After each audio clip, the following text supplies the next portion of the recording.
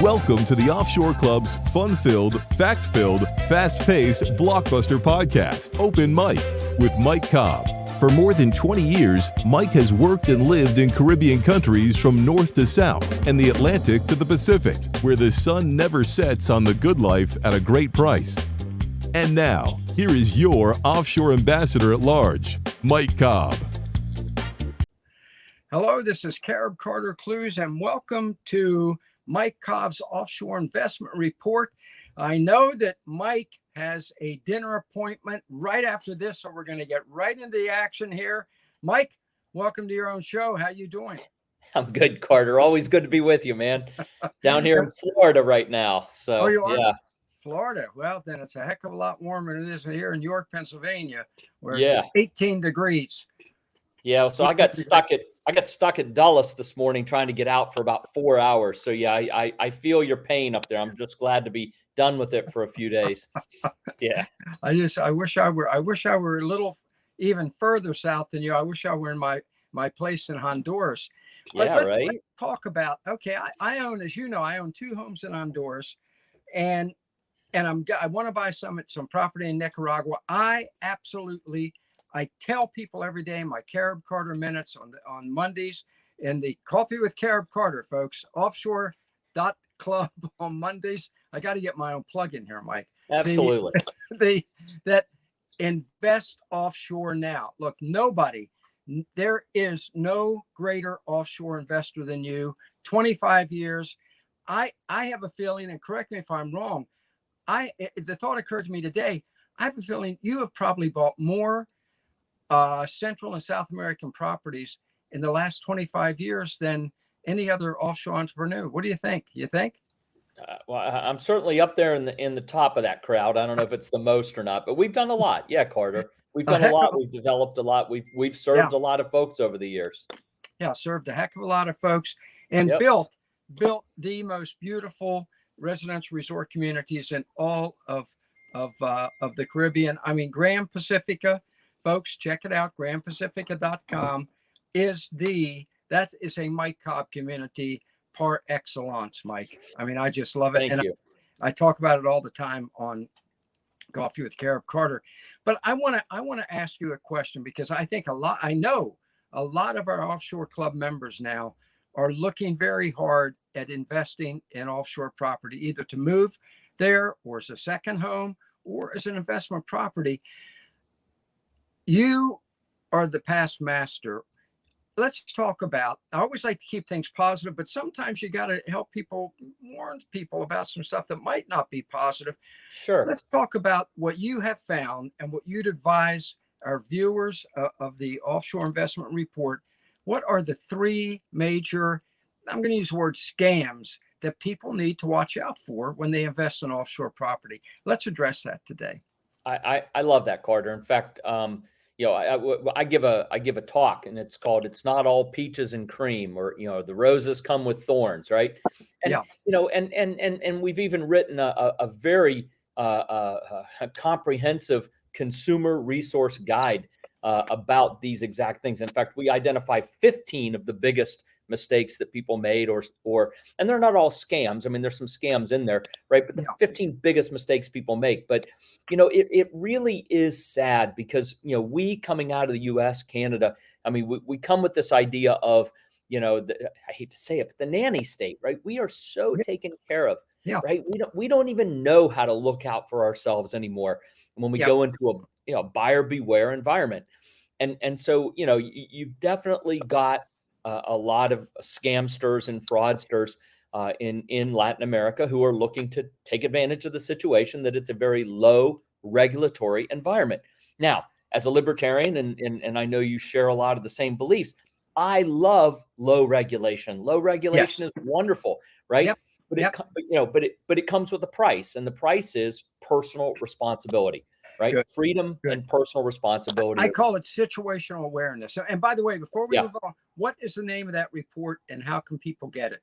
Yeah, Consumer Resource Guide. Right there. I see it. www.grandpacifica.com. If you go to info@grandpacifica.com, no D, right? GRAN Pacifica, hideaway.com. You stick in info at, and just put in the subject line, Consumer Resource Guide. We will send that to Okay. you. All right. And free. it's a powerful document. But And I it's think free, I think the three biggest scams really come down to people selling property that they're not allowed to sell. It's not theirs, right? It's not their property. And that's a big one, and that happens a lot. Another one is this idea that everything is so cheap in terms of like homeowners fees and things like that just isn't true. And so that's another one. And then I would say probably the last biggest scam is good intentions. It's hard to say it that way, but so many developers come to the region as a hobby. Like they love, they move to Belize or Honduras, Roatan. I mean, like on the Bay Island side where there's nice reefs. So they love to dive or fish or snorkel, or they come to the Pacific side of Central America where they love to surf, in Costa Rica or Panama or Nicaragua, right? And so they come down with this idea, and then they decide after 6 months of that they're bored and that they're going to want to do something new. And so they decide they're going to, develop. They're going to, develop and build homes, build condos, whatever it is. And they come in with really good intentions. I'm not saying that they're out to scam you, but in the end, they just don't have the business acumen or the experience or the ability to get the job done. And there are just so many resorts up and down the coast of Central and South America where developers have come in and started and just simply failed. And I think that's probably the biggest disaster. I hate to call it a scam because I think they come in with good intentions. Most of them do.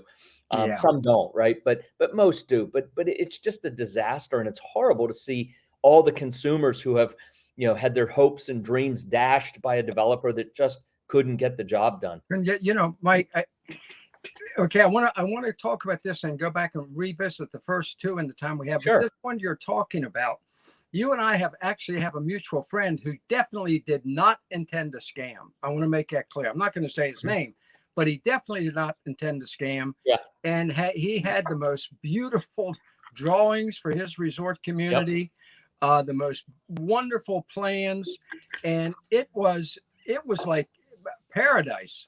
Okay, the location, it was Belize, everything about it. And I don't think, and you would know better than me, I don't think there was ever one brick laid on top of another one. No, there wasn't. I know who you're talking about. No, and yeah, Carter. I mean, you're laughing. I'm laughing. It's horrible. I mean, it's horrible, and it is terrible. And literally, that might be a big percentage. I don't think it's most. I don't think it's more than half, but it's a big percentage of the projects, and it's just really, really sad because people, they lose their money, they lose, their desire to do something that could really be a tremendous quality of life and a way of life if they'd have just done more due diligence up front, paid a little bit more attention. I like your word, situational awareness, all the things that would have made it just go so well for them. And something like the Consumer Resource Guide is a great way to get started. But you wanted to circle back on the other two, and I think they both merit some attention as well. Yeah, starting with that first one. And this is, you go to some of these countries and, let's say you go to Honduras and you find a gorgeous property and you meet Rosalita, who wants to sell you the property, and you invest your time and your money. And then it turns out, and this is not unusual, that Rosalita, yes, she does own it, but so does her cousin Juan and her stepbrother Raul, and her other sister Rosa, and blah, blah, on and on. Yeah. And people have no idea. And I don't think it's nefarious by Rosalita. It's just she thinks she's selling the property, and the rest of the family says, well, what about, like, hey, K-Pat or me? What about me? Right, Carter. So the title search, right? Absolutely. I mean, look, there are many different types of title in Central America. In fact, we have some of them in the U.S. too. Rights of possession title. And it's not, I'm sorry, I said it, rights of possession title. It's really not title, but it's said that way, rights of possession title, but it's not. It's rights of possession occupancy. I don't know what the right word is. Anyway, and so that's one, or concession land where somebody's been given a concession to property on a lease. Maybe it's a long lease, 99 years in some cases, but it's not really theirs to sell, so to speak, right? And then you've got cooperativa or a junta or indigenous property, the types of properties that are throughout the region where they're not permitted to sell them because they belong to an indigenous tribe or a ejido in Mexico, or cooperativa land where it was given to a group of people. And so you've got all these different kinds of ownership methodologies, let's just call them that. And then you've got fee simple title in the common law sense, and you've got escritura publica in the civil law, right? The public title. And so those are the two title types we want to look for. It's fairly easy to hire your own lawyer to do a title search, and in the States, of course, we would do that. We hire, we have a realtor and we have a trust company, or maybe there's a title insurance company. I mean, there's lots of things going on, right? Nobody would just buy a piece of property without having a thorough title search done in the United States or Canada. But overseas, somehow we meet Rosalita, and she's so nice, and you're right, she's probably not out to scam us, but we just kind of fall into this is how we do it here. It's a handshake, and I don't know, it's heartwarming actually to think about going back to the days of a handshake, right? But anyway, it's just hire a lawyer and do your due diligence, and again, look for escritura publica, public title, or fee simple title in the common law. Yeah. And I will say this about every lawyer, and obviously I haven't met every lawyer in a sense, but everyone I've worked with, and I've bought 3 different properties in Honduras now, I found to be pretty reliable. We all remember the Sinatra movie, Divorce American Style, was the crooked lawyer, Cesar Romero. They're not, but everyone I've seen has been pretty straightforward, straight down the line. And they tell you, look, this property is not. Now, when you bought, I know we have to move quickly because we do. You have your steak waiting there, but I hope. But when you bought 2.5 miles of oceanfront property in Nicaragua, and you had your lawyers check it out, right? Totally. And was it from one family, or did you have 10 families? Carter, you're shortchanging me. It's 3.5 miles of beach. But anyway, Thank you. but anyway, yes. So we actually had 3 lawyers, 4 if you count my business partner who's a lawyer, but he's a U.S. lawyer. Yeah. So, but we hired a lawyer in Nicaragua to check it out. Then we actually got a title insurance policy through First American Title, and they had a lawyer check it out. And then we actually got a 3rd lawyer to check everything out at the end. And independent. So they checked out the contract in total, but they also checked out the title again. So it actually went through 3 lawyers.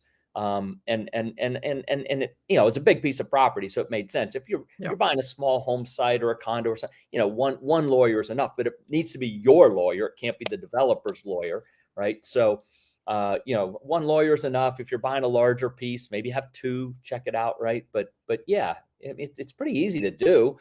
We just have to remember to do it. You've got to do it. So we've talked about the people who have the property, and they have great intentions to build, and it never happens. We've talked about the people who, it turns out, a lot more folks, particularly indigenous population, own the property than you thought. How about the third that you would advise folks to watch out for when they make their purchase? Yeah, this idea of homeowners fees. In the United States, homeowners associations, condo associations, they're actually pretty well regulated by different regulatory bodies. Again, it's the nanny state, right? We complain about so much regulation, but overseas, nobody's regulating it, and so they can kind of do what they want or be what they want, or not do what they say they're going to do, and nobody's there to really challenge that, right? Right. And one of the places where I've seen so many developers, and I do think this is scammy, by the way, personally, is they in fact, in the consumer resource guide, one of the questions is are the condo fees or homeowner fees high enough, right? And I use that one in conferences. I use that one in conferences because usually like I'd say, come on, who's going to boo me for talking about high fees? Nobody wants to pay high fees, right?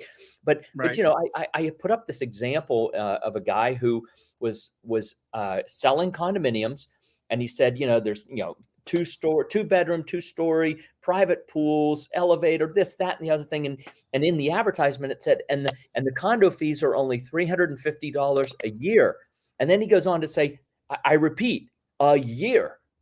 Well, now $350 a year. I don't care. You know, I mean, like you just can't take care of elevators and pools and lighting and security and you know, and I mean, you know, all this stuff. You can't take care of that on $350 a year. And he was using this really low fee as the basis to sell the condo, right? This is why you buy the condo. The fees are so low. But the reality is when he sells the 20 condos or whatever's in that building, like he's going away. He's putting all that money in his pocket. He's flying back to Canada or wherever. I think he's from Canada. He's going to fly back to Canada with a couple $1,000,000 in his pocket. And then when all of a sudden the real cost of that building, taking care of that building comes up, oh, it's more like $350 a month. Yeah. Which, but compared to the US, that's half of what a similar product in the US would cost. So it's still a bargain, right? Anyway, this one really we need to be careful of because these low fees are used as a sales tactic, and I think a very dishonest or disingenuous one. So when we buy a property, we should absolutely be looking at the HOA fees, the condo fees, and we should be doing a little metric and, you know, take out your pencil and scribble out some numbers and go, yeah, can they really take care of all of this for X amount of dollars per month or whatever it is? And, you know, just use your common sense. You look around, you see 8 security guards and lush tropical this and that has to get watered and lighting everywhere and tennis courts and swimming pools, and it's $350 a year. I mean, like, if you believe that, man, you know, we got a Brooklyn Bridge to sell you, I think. I mean, like, I got some swampland in New Jersey for you. There you go. Exactly. All right. Maybe so Jimmy Hoffa's buried there. I don't know. Yeah, right next to his grave site. All right, so that's the top 3. And again, folks, this is vital. This is vital. There are great properties right now. This is the time to invest in property in Central and South America. Mike's shaking his head. No one knows better than him. But these are things you have to be careful for, along with the other 12 in the guide, which they can get at grandpacifica.com. That perfect. And what's the guide called? The free guide. Oh, it's the Consumer Resource Guide. Consumer Resource Guide. Yep. All right, so folks, get it, and you'll get the information from the expert who now is going to leave us to go enjoy his dinner. There you go. Right. I hope at a first-rate. You're not going to Burger King or anything. Well, there is a Burger King across the street, but I hope that's not where they're taking me. So, all right. Mike, thank you very, very much. This has been great. Very informative. You're welcome. Always a pleasure, Carter. All right, we'll see you again next week. Thank you, sir. All right.